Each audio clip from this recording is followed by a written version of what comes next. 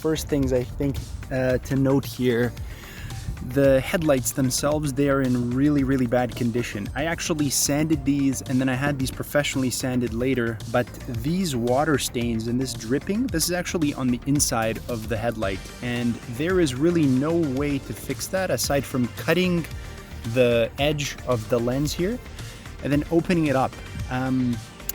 I really don't feel comfortable taking that route because I think I'm gonna ruin it. I'm just one of those people that ends up ruining things when they touch them. So what I'm gonna do is actually swap these out with a used, really good set of European xenon headlights. And the other thing that I'm gonna be rectifying with that is this really, let's say, less than pleasant orange filament. I am not a huge fan of this. I really want that to go away. And if you look on the other side, this headlight is probably even in a worse situation than the one on the driver's side. I mean, look at this, for God's sake. That is just completely ruined. So moving to the front of the car, you'll notice that something doesn't quite look right. I'll let you take a second. Can't see it? Okay, check out that fog light on the right hand side. Let's have a look. So I found this out, one of our rally drivers, I was kind of driving behind him and I asked, hey, how does my car look like, you know, with the fog lights on? And he's like, what do you mean, that one fog light? And then we just sort of pulled over at the next stop, and this fog light actually flew into the car. It's actually in here. The bulb is right here. This is the bulb. This is the housing. It actually just collapsed into the bumper from what I think is just excessive speed, to be honest. We hit something like 150 miles an hour, 154, so somewhere north of there.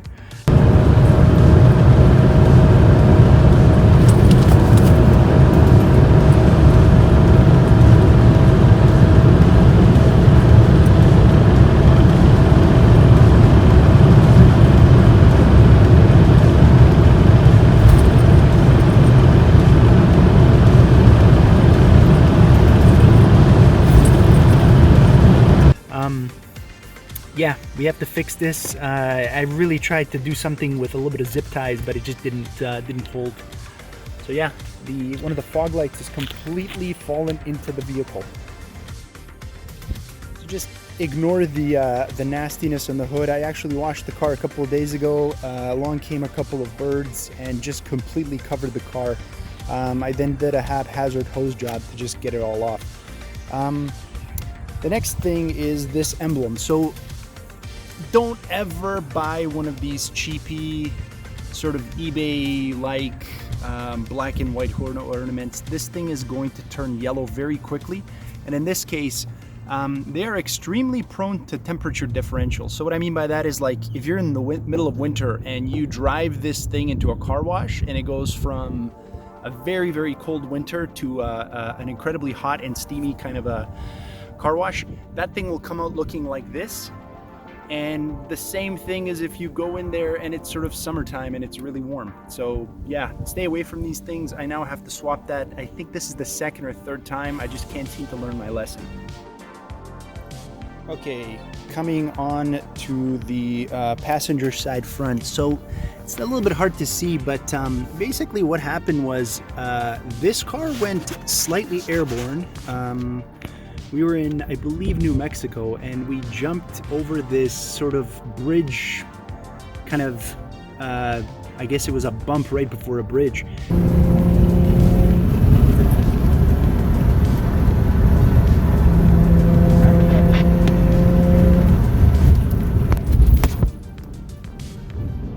And this whole, I want to say mudguard on the front side here is completely cracked. And it was funny because quite a few of the rally drivers that were behind us had this exact same problem, just different car types. This completely broke, and I have to replace this whole inside sort of mudguard on the front. This one might be a little bit hard to see, or you know what, maybe not. I don't know if you can see that dip right there, But effectively what happened here was we had an external antenna which was sort of fed through the rear window here, and kind of we just suction cupped it on top of the roof. That antenna flew off at 150 miles an hour or something like that. Of course, when we were in Mexico. That antenna flew off and it started to rattle, wildly thrashing against the window, the roof. We thought something had gone horribly wrong. I mean, of course it did, but when we got out, we kind of took the antenna off, and lo and behold, that dip is still there. I don't even know if that's something that's fixable because it's sort of so wide and kind of near the edge here. I guess I'm gonna have to see. Okay, moving to the back of the car, kind of very similar to the front. This is also yellowing. Not a huge fan of these eBay kind of cheapy white and black decals.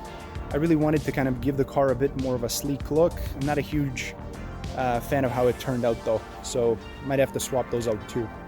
Okay, the next one's sort of hidden a little bit, but I'll show you this anyways. I did this by accident with a steamer. This I was really trying to clean this very much, and I realized that anything and everything I was doing was just not helping the situation. I found that the steamer works really great on these leather or pleather, whatever this is, pockets, and it kind of heats it up just enough so you can pick it up with a rag. But I made the mistake of going here, and it completely took the paint off of that center console thing, whatever it is. It's actually even in worse shape on the rear. I'm going to show you that in a second.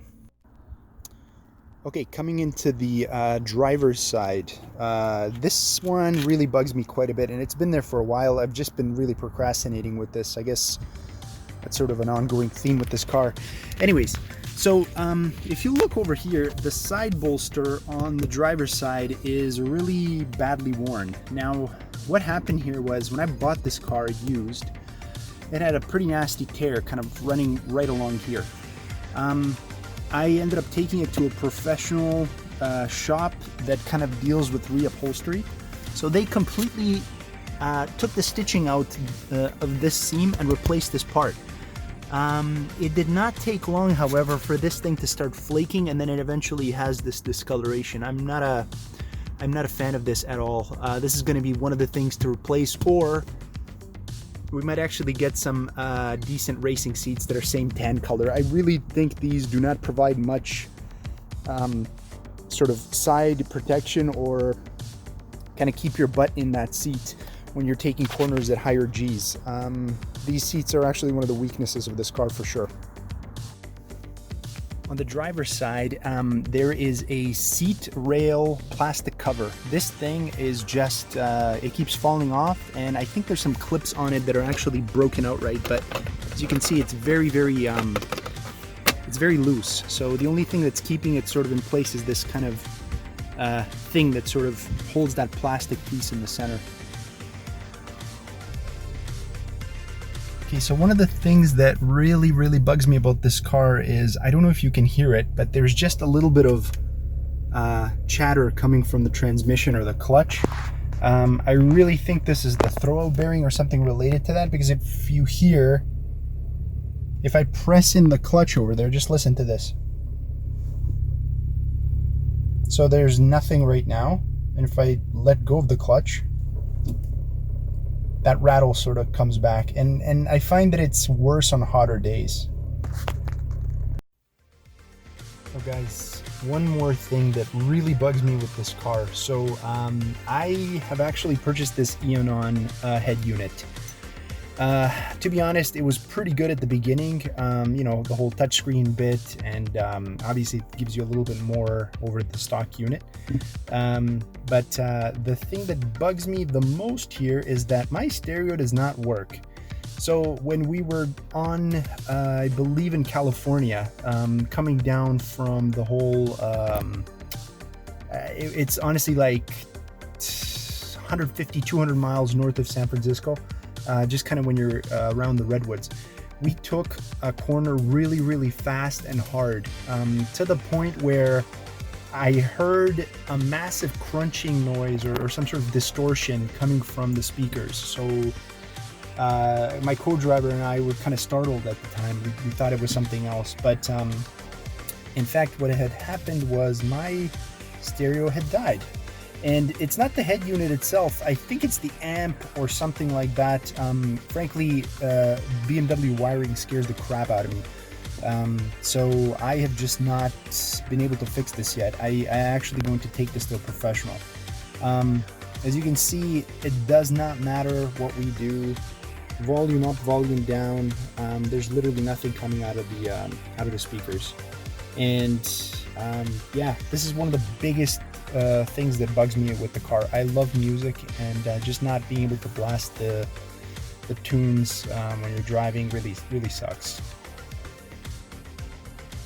Okay, so another thing, when I bought this car, I noticed that this hinge was actually a little bit loose. Like the door was sort of, had a little bit of a weird give. I came here and I tightened this up, but not before the door made some damage on the, I guess on the frame here, whatever you want to call it. So there's a little bit of scuffing here, a little bit of scuffing here. Really not a fan of that.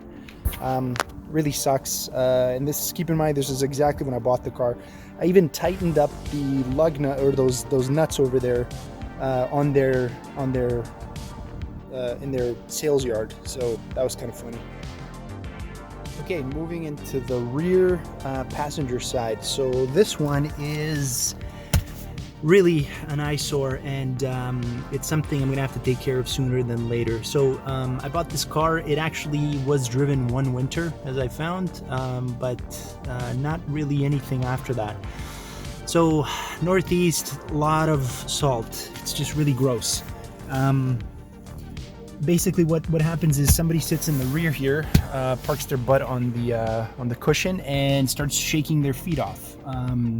And that feet may contain some of that nasty brine from walking outside, or maybe it's just wetness which just collects here, but more likely it's the salt. So anyways, these seat rails, I have to take them out. I have to sand this way down, respray it, recoat it. I don't think they're to be thrown away. It just appears to be like surface rust. We'll see how that goes. But if this goes sideways, I may end up just getting, again, those racing seats along with those rails, which would be completely replaced. So yeah. So moving into the back here, these seats are actually not used very much at all. I guess, I don't know, I don't think that's a commentary in my sex life. But anyways, these seats are just not used that very often, and regardless, this center console, like I mentioned on the front, is just in a pretty nasty state. You'll notice that there's chipping going on all over the back here, and even though this is tan, you can still tell that it's yellowing. I don't know if that makes much sense, but I am not a huge fan of this. I may have to swap this out with a brand new unit, or maybe take it in somewhere to get it resprayed. I don't know. We will see.